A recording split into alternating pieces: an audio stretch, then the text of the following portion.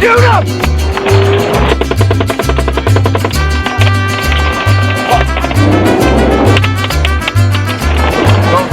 Hey, you got one, Bill. He's on the ground. Oh, don't roll it. Don't roll it.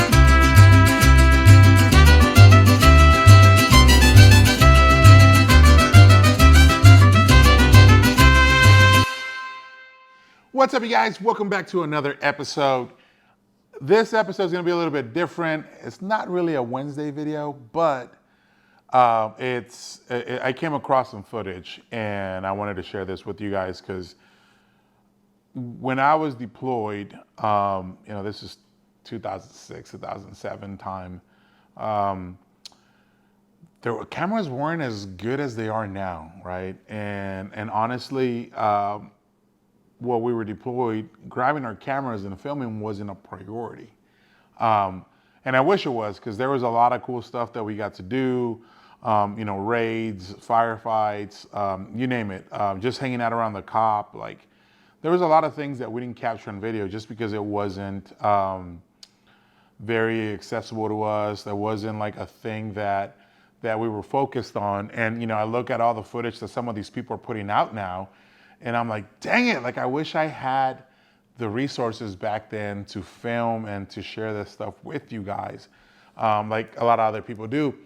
But I found a video of us from a firefight, and I'll paint the picture for you guys here real quick on how everything got started. This was in Adamiyah, Iraq.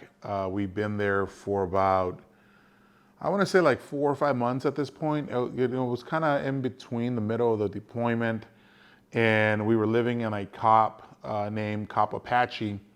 So there's a difference, right? You got forward operating base, which is a huge FOB, and then you got a COP, which is just a compound operating base, which is smaller.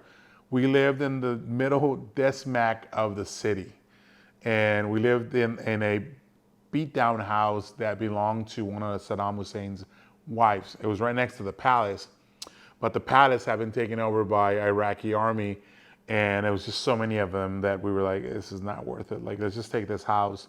And so we were all in that COP Apache. And, at this point when you're on patrol, you start kind of noticing a lot of different, like a lot of people. You start, it's kind of crazy, man. You start really getting to know their body language, if they're doing sketchy stuff, if they're not doing sketchy stuff. It was kind of one of those. And so we go out on patrol, everything's good, it's just a normal day, we're making our presence known. And out of nowhere, I see about 4 or 5 individuals carrying a casket, which was very common down there, right? Like, people get smoked down in Iraq all the time. And then what caught my attention was that 2 more guys ran up to the casket and helped the other people with it, and it still seemed very heavy. So I'm like, I'm no detective, but there's something weird going on here. So I called it up to the radio, and I was like, hey guys, pay attention to these dudes here. I feel like there's not a body in that casket. There might be something else. I don't know. But they were making their way into the mosque. The mosque, for them, for those of you that don't know, it's like their church, right? And we had, under Geneva Convention, we're not allowed to go into a mosque or a religious place.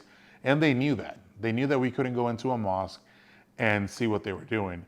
So these guys run in there. They pretty much hid inside the mosque, and nothing came of it. And I called it up. I was like, hey, can we hang around here for a little bit? Like, I want to see how this plays out, because it just didn't sit right with me. I was like, there's something off. So we went around the corner.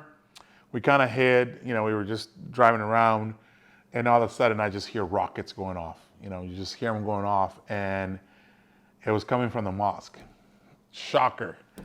What they ended up doing was, these guys were Sunni, and across the river was Shiite. And if you don't know the story between Sunni and Shiites, it's kind of like Catholics and Christians, right? They believe, but they don't like each other, type deal thing. Not that Christians and Catholics don't like each other. I'm just kind of trying to paint you the picture. But Sunnis and Shiites don't like each other. They hate each other for whatever reason, they just hate each other. And it goes back to, their history, which it's beyond me. But what they were doing is they were killing each other. You have Sunnis drive into Shia neighborhoods, pick up like military-aged men, bring them in their car, or just execute them in the middle of the street. And then that was their way of like, haha, we got one of yours. It's kind of like a gang, to be honest with you. And then vice versa. The Shiite would go into a Sunni neighborhood and do the same thing. And we saw dead bodies all the time on the side of the road. And it got to the point where there were so many that the Iraqi police couldn't pick them all up. So people were just putting cardboards over them. Like, it was crazy. And anyway, so the Sunnis were shooting rockets across the river into Shia neighborhoods. That's how bad they hated each other, y'all. And anyways, I was like, holy snap, like, that's crazy. Let's roll around. And as we roll around, we start getting engaged. And here's the clip of, what took place.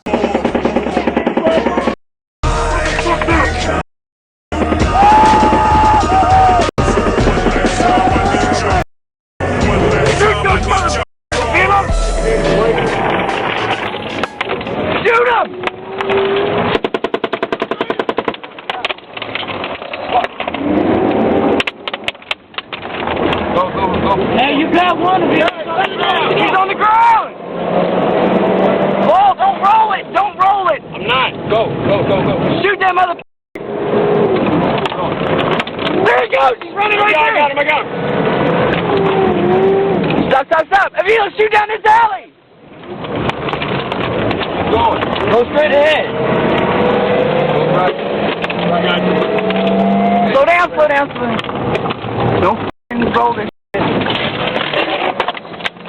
So as you saw, as soon as we came around, we started getting engaged, right? And at that time, I was the gunner. Well, I was always the gunner because I was good at my job. And we had an extra passenger in our vehicle that day, and he just, for whatever reason, decided to pop out his camera and start filming, which is super cool because again, we didn't have that much footage of our whole deployment up until then. And then you just hear me lighting up that 240 Bravo, which is a belt-fed 308, 7.62 by 51 machine gun, and you just like, it was. I don't want to toot my own horn, but it was just the right amount of burst fire. So you can hear her speak, and then you hear me stop, and then again, and then again, and then you hear one of my buddies kind of screaming out, "You got one on the ground." There's a few more. But as soon as we came around, it just chaos broke open. And I was like, yep, I freaking knew it. I knew that this was going to happen. Like, I could read this people's body language and knew that they were up to no good. And then that firefight broke out. And then right after that, we started chasing some other guys that were shooting at us. And they went down this alleyway. And you can hear the guy in the background like, shoot down the alleyway, Avila. I didn't have a clear shot, so I wasn't going to take a shot just to take one. Like, at the end of the day, like, I was in the zone. Adrenaline was high, but I was still able to comprehend what I was doing. And I just didn't want to randomly shoot down a hallway. So you didn't hear me shoot after that. But that was a pretty cool footage. And I recently came, to a reunion that I did with a bunch of friends. And somebody showed us and I was like, holy crap. I was like, can you give me that? He goes, yeah. So he gave me that footage, and it was just one of those that I was like, man, I need to share this with everybody and kind of paint the picture and the story of what happened that day. And it didn't stop there. After that, more firefights broke out. And unfortunately, the guy that was in the back seat couldn't film anymore because he had to put the camera down and grab his rifle and start shooting. But it turned into a real chaotic day. And I was like, now that I look back at least we have a little bit of footage out of it. It was super cool. And, again, I get envious of all the other guys who have all this footage from their deployments with actual GoPros and crazy cameras. And here we were with ours that was a 10 megapixel or 10 pixel camera. And we're like, damn, we thought that was high tech back then. Now we look at the stuff that these guys are putting out. It's in 4K and they got camera helmets and everything. And it's just, I'm jealous. I'm not going to lie, bastards. But it was super cool. And then, and then after that, it just it got crazy. I ended up getting an award that day because after we did that, I wrote a report of what had happened. And I mean, I'm not gonna lie, guys, when we first came around, like there was rounds like zipping through my head. I can hear just stuff flying through, but you know, it's just, you just react to what's happening in front of you. You just grab your gun and you start shooting back, and you know, we'll see who goes down first. And that's literally what it was. So I ended up getting an award out of that. And then we did end up capturing one of the guys who was shooting the rockets out of there, and they admitted to it. And then, you know, we did an assess situation to where we went across the river, and man, they jacked up a lot of people. There was houses that were blown up. I mean, there was holes in houses where people were just hanging out at their homes, and they got hit by a rocket because they happened to be Shia instead of a Sunni. And it was crazy. But that was kind of the stuff that was going on over there all the time. You know, we kind of got to a point where we were playing referee with these people because they were killing each other for no reason, you know, just because one person believed something else. And you know, I kind of sit here and think about it, where, you know, how we're in this country right now where people aren't getting along right now because of, you know, whatever their beliefs are. And I've always said it, I don't have to agree with other people's beliefs, but I think it does come to a point where, you know, you kind of got to respect other people and whatever their views are. If you don't agree with them, that's fine. But I'm not going to go out of my way to go and take somebody out because they don't believe in what I believe in. You know, at the end of the day, I can just be like, you know, they're idiots, and then move on.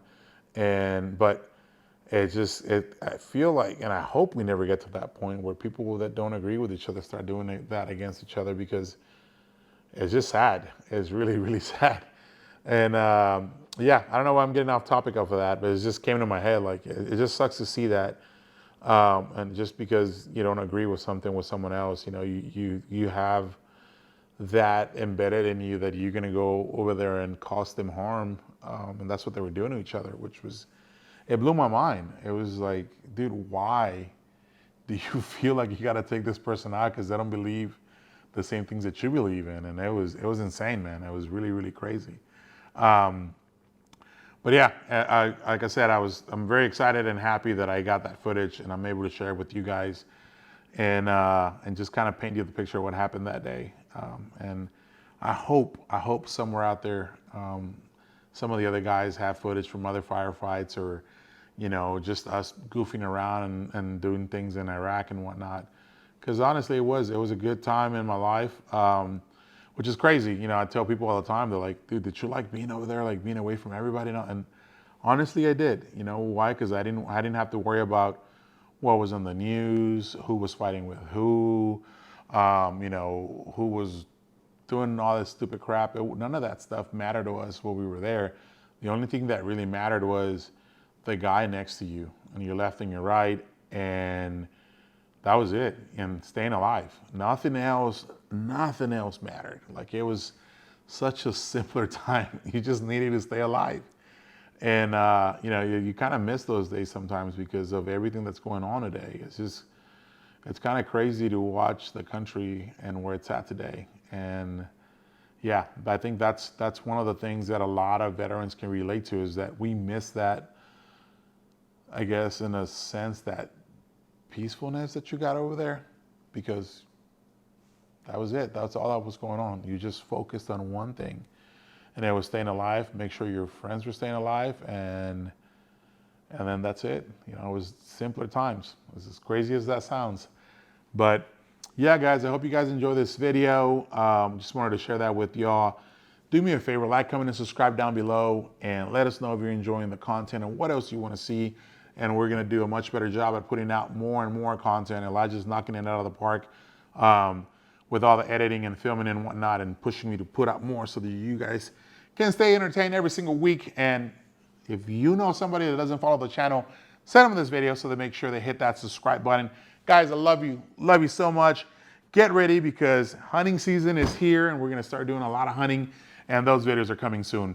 God bless you. Have a good day. I love you, and crispy on.